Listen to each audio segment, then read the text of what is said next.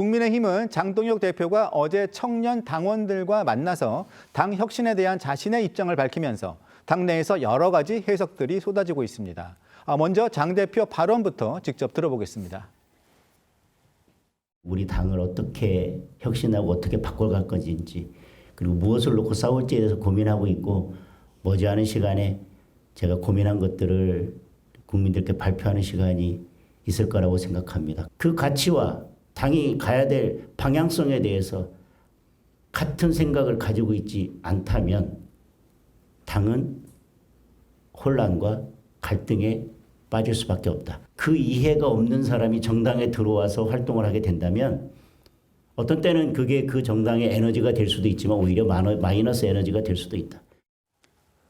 장 대표가 이른바 당 혁신안 발표를 예고한 건데요. 문승진 기자, 당은 안팎에서 나오고 있는 사퇴 압박에 다시 한번 확실하게 선을 그은 거죠. 맞습니다. 그러니까 6.3 지방선거 이후 이 친한계 등 비당권파를 중심으로 이 장동혁 대표가 선거 결과에 책임지고 사퇴해야 한다며 연일 압박해 왔는데요. 들으신 것처럼 장 대표는 청년 당원들 앞에서 곧 국민의힘 혁신안을 내놓겠다고 했습니다.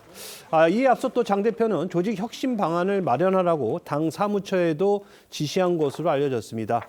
또 장 대표는 결국 사람이 중요하다고 강조하며 이 당에 대한 이해가 없는 사람이 정당에 들어오면 오히려 마이너스가 될 수 있다고 했는데요. 이를 두고 당 안팎에선 한동훈 무소속 의원의 복당을 사실상 겨냥한 거 아니냐는 해석도 나왔습니다. 저희도 전해드린 대로 한동훈 의원의 복당에 대해선 당 중진이자 중도 성향으로 분류되는 안철수 의원도 공개적으로 반대하고 나섰는데요. 여기에 역시 중도 확장력이 있는 보수 재건의 한 축으로 꼽히는 이준석 개혁신당 대표도 한 의원 비판에 동참한 상황입니다. 안철수 의원과 이준석 대표의 목소리 이어서 들어보겠습니다. 본인의 서사를 지키기 위해서라면 사실을 증언한 동료 의원을 공격해도 되고 국민의힘이 내란 정당으로 몰려도 상관없다는 것입니까? 한 의원은 이제 우리 당에는 얼씬도 하지 말기 바랍니다. 안철수 의원이 중요한 증언을 했다고 평가합니다. 다시는 대한민국의 상처로 남은 계엄을 자신의 정치적 분치를 위해 이용하는 사람이 없었으면 좋겠습니다. 특히 자신의 분치를 위해서 다른 사람을 모해까지 할 수 있는 사람들은 경계해야 합니다. 이준석 대표가 정의안 전 개혁신당 부산시장 후보 이 테러 자작극 논란을 놓고서 한동훈 의원과 설전을 벌인 데 이어서 다시 한번 이 한 의원에게 날을 세운 건데요. 이번에는 이 정치적 분칠이라는 거친 표현까지 썼습니다. 즉 한 의원이 자신만 정치적으로 부각이 되기 위해서 복당하겠다는 국민의힘을 내란 정당으로 몰고 사실상 옛 동료들을 내란 동조범으로 만들고 있다는 안철수 의원의 주장에 동조를 한 것으로 해석이 됩니다. 한동훈 의원과 안철수 의원, 이준석 개혁신당 대표, 여기에 오세훈 서울시장까지 중도 확장력을 가진 보수 인사들이 연대해 보수 재건에 나설 것이란 희망적인 전망이 나왔고 구체적인 시기도 거론되기도 했었는데요. 한동훈, 안철수, 이준석 이 세 사람이 인성과 자격론을 거론하면서 연일 설전을 벌이면서 보수 연대론에도 빨간불이 들어온 분위기입니다. 그렇습니다. 이 정치권 일각에선 이들의 충돌을 중도 확장력을 가진 차기 보수 주자들의 주도권 경쟁으로 해석을 하고 있습니다. 때이른 경쟁이 몰두하는 사이 보수 재건을 위한 실질적인 논의는 뒷전으로 밀리고 있다, 이런 지적도 나오고 있습니다. 이태희 기자, 안철수 의원과 이준석 대표의 비판에 대해서 한동훈 의원 입장 추가로 나온 게 있습니까? 네, 한동훈 의원은 앞서 안철수 의원 주장에 정면으로 반박하며 단호히 대응하겠다고 경고한 바 있는데요. 어제는 공개석상에서 관련 질문이 나올 분위기가 감지되자 할 얘기가 없다며 피해갔습니다. 한 의원 목소리도 들어보시죠. 오해를 불러일으키거나 왜곡하려는 시도가 성공할 수 있는 상황도 아니다라는 말씀을 분명히 드립니다. 그런데 이거는 제 개인의 문제가 아니라 어떤 역사의 문제이기 때문에 왜곡하는 시도에 대해서는 저 단호하게 대응할 생각입니다. 제가 뭐 할 얘기가 없던데. 대신 한동훈 의원이 세계일보와 나눈 인터뷰 내용이 오늘 공개되기도 했는데요.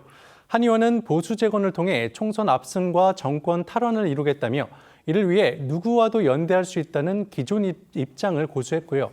계엄과 탄핵 국면에서 입장을 달리했던 세력이라도 공적 노선에 동의한다면 함께할 수 있다고 말했습니다.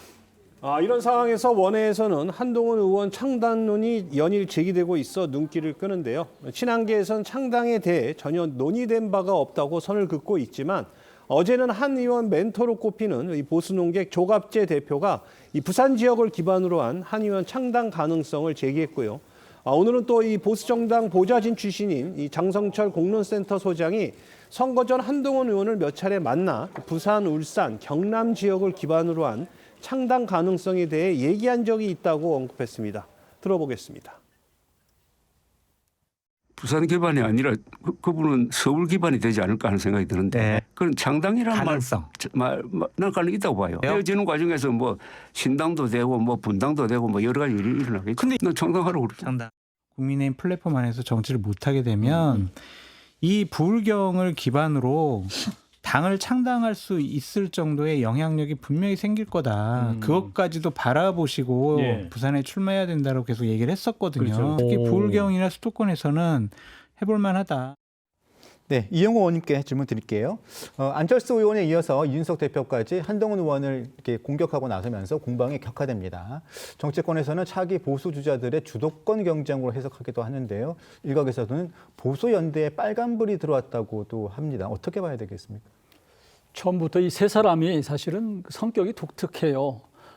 좋게 얘기하면 자기 개성이 강하고 반면에 또 서로 이게 소통, 공감 능력은 조금 또 좀 여러 가지 시각들이 있는 평가가 있는 그런 분들이어서 이 세 사람이 한 자리에 모여서 화합하고 보수를 하나로 만들어가기에는 참으로 어려운 게 현실이거든요.